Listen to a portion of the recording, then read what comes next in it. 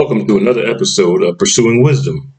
My name is Robert Davis, and today we're going to look at the second half of our two-part series on the Abomination of Desolation.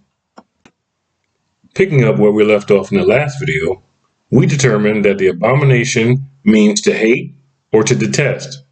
In addition, desolation means complete emptiness or destruction. Putting it all together, the abomination that causes desolation means the hatred that causes destruction.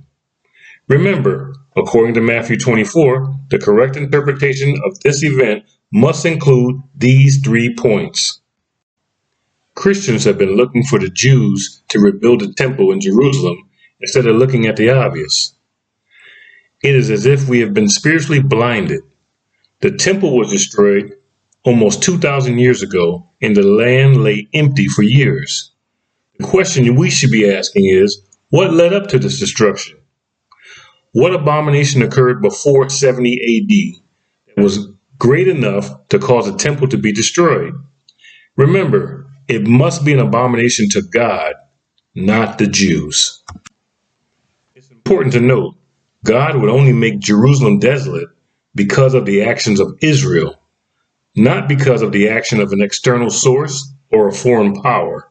In other words, God made Jerusalem desolate because of the abomination caused by Israel.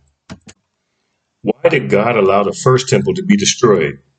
What abominations did Israel commit? The Talmud, which is the central text of Rabbinic Judaism, lists 3 behaviors the Jewish people of the time were guilty of that led to the destruction of the first temple. They are the cardinal sins of paganism, murder, and adultery. How does that line up with the thing that God hates or is an abomination to him?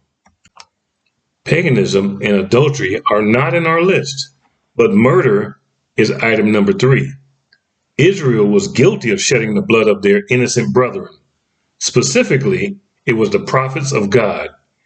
Remember, the Lord commanded Israel, saying, "Touch not my anointed, and do my prophets no harm." Killing the prophets of God is the exact same reason the second temple was destroyed, with only a slight deviation. The first time, it was the prophets or servants of God, but the second time, it was killing God's own son. Could there ever be a bigger abomination to God than killing his sinless, only begotten son? Jesus foretold of this egregious sin in parable form, but Israel did not heed his words. This is not my opinion.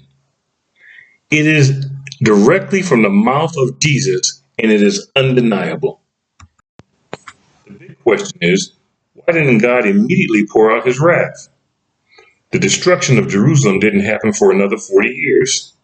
So what happened? Grace happened.